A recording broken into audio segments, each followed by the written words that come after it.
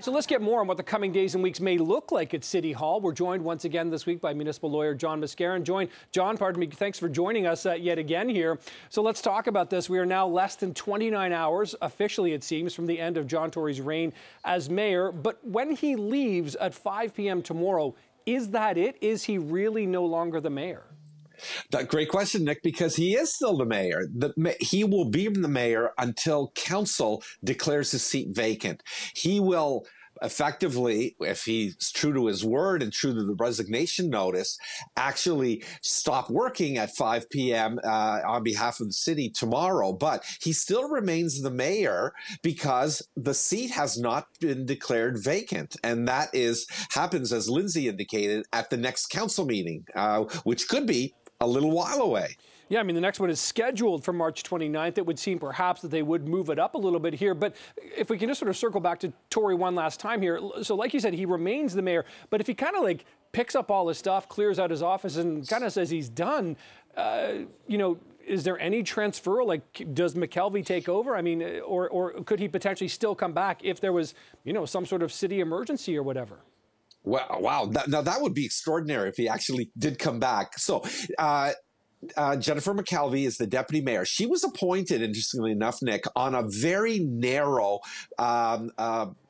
authority under Section 193 of the City of Toronto Act. She's really only there to act in the place of the head of council to preside over meetings.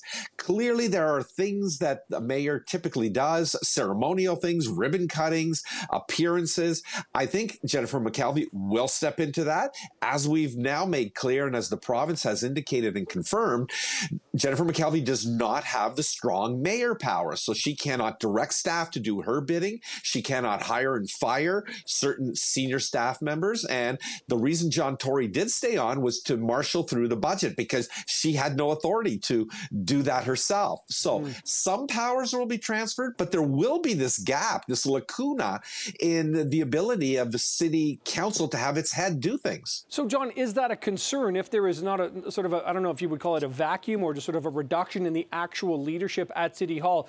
Is that a concern for the municipality and taxpayers as a whole? I think it should be, Nick. I mean, you've lost your head of council, and there is a gap. So, for instance, during the pandemic, the Emergency Management Civil Protection Act gives certain powers to the head of council. Does that continue to apply? And does Jennifer McKelvey have those authorities? I don't know the answer to that. I'll be quite honest.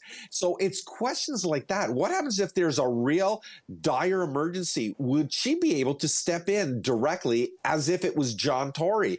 And I'm not sure that anyone really knows all of the answers to those things because he, as an elected head of council, certainly had statutory powers that don't transfer automatically to a deputy mayor appointed under Section 193. All right, seems Toronto is in uncharted territory, that's for sure.